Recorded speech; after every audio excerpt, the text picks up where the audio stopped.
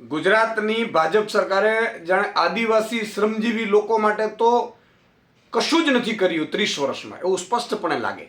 ઝઘડિયામાં તમે વિચાર કરો, એક શ્રમજીવી 10 વર્ષની બાળા પર રેપ કરવામાં આવે છે. 1 મહિના પહેલાં પણ એની સાથે રેપ થયો છે અને આરોપી દ્વારા એમના ગુપ્તાંગમાં સળિયા નાખાય અને ક્રૂરતા કરવામાં આવે. આ કેટલી હદે નિર્ભયાને શરમાવે એવું કાંડ ગુજરાતમાં બન્યું છે. કલકત્તામાં કાંડ બન્યું હતું, ડૉક્ટર કાંડ જે દીકરી સાથે બન્યું હતું, નિર્ભયા દીકરી સાથે જે કાંડ બન્યું હતું, એનાથી પણ બદતર કાંડ આજે ગુજરાતમાં બન્યું છે.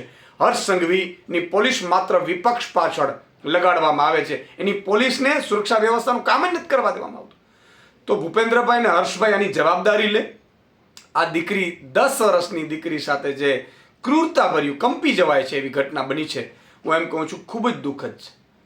આજે આ 10 તમે જુઓ વર્ષની બાળા કઈ રીતે એ અત્યારે જીવી રહી હશે. એની એટલી હદે ક્રૂરતા કરી છે આરોપીઓ દ્વારા. અને આ એક ઘટના નથી.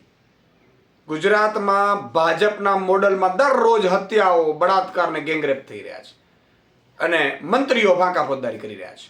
આ ખૂબ જ દુઃખદ છે. આ ઘટનામાં પણ ફાસ્ટ ટ્રેક કોર્ટમાં આ કેસ લઈ જવામાં આવે અને નરાધમને સખ્તની સખ્ત કાર્યવાહી 2 મહિનામાં સજા થાય એવું પ્રાવધાન કરવામાં આવે અને પીડિત પરિવારને પણ વળતર ચૂકવવામાં આવે એવી આમ આદમી પાર્ટી માંગ કરી રહી છે.